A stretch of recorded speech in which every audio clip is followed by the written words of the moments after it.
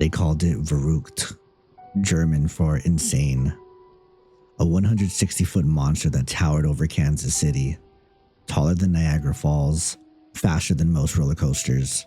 And on August 7, 2016, it proved how far greed can push the limits of physics and how one child's life exposed an empire's negligence. The dream came from Jeff Henry, co-owner of Schlitterbahn Waterparks. He wanted a record breaker, something wild enough for Travel Channel's extreme water parks. But experts warned the math didn't add up.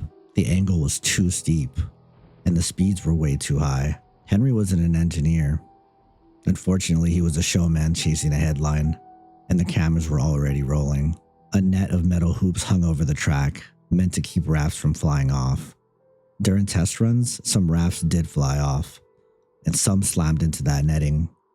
But instead of redesigning it, they raised the weight limit and opened to the public, because in Kansas City at that time, parks inspected themselves. 2 years later, 10-year-old Caleb Swab rode Verrückt with two family friends.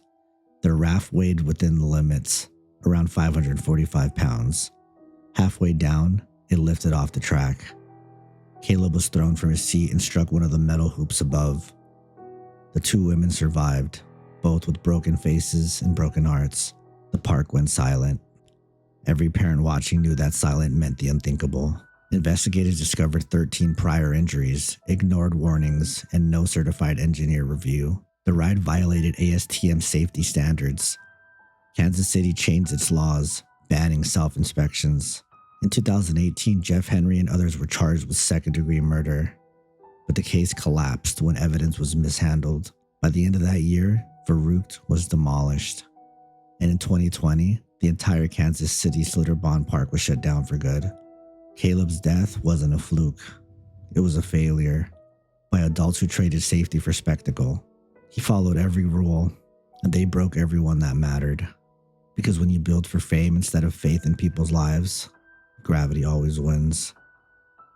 Rest in peace to Caleb.